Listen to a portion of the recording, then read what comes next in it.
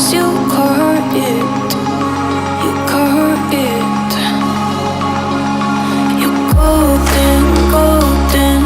Honestly, you know it.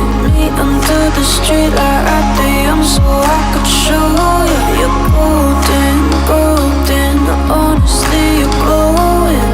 Meet under the mezzanine just so that I could show you. You're golden.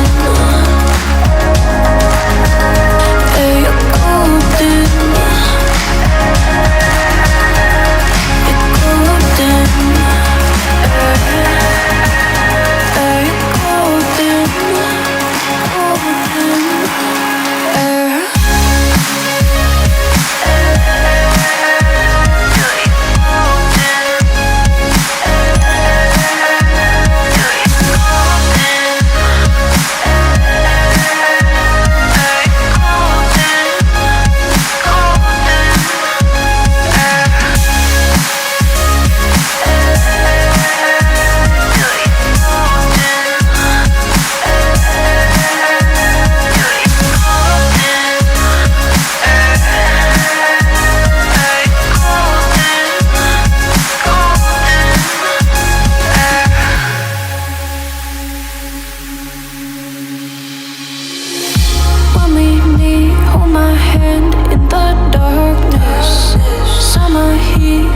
Lay on the carpet, eye to eye, glistening. No, I saw it.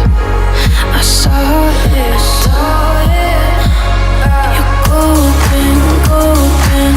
Honestly, you know it. Me under the street light at the so I could show you. You're golden, golden. Honestly, you're glowing. Me under the mezzanine just so that I could show you. You're golden. Yeah, you're golden. You're golden. Yeah, you're golden. Golden. You're golden. Yeah, you're golden. You know it. Yeah, you're glowing. Golden.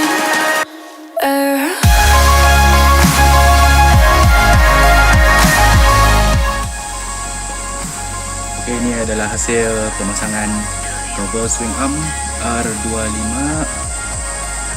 yang mana ia punya pemasangan memang simple. First sekali kita ni perlu buka brake line. Sebabkan brake line ni kita ni akan masukkannya dari lubang anik masuk ke dalam. Lepas tu kita ni juga perlu buka bracket untuk brake line.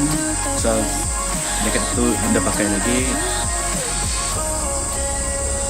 Dan seterusnya kita ni yang sebelah kanan, kita ni ada lubang untuk pasang di sebelah sini yang arah bobin punya lubang skru. Cover yang atas ni aku gunakan ada bracket basi di bawah sini dalam, supaya untuk menyokong ataupun menahan lagi cover ni daripada terturun, dan juga membagi supaya kuat lagi lah.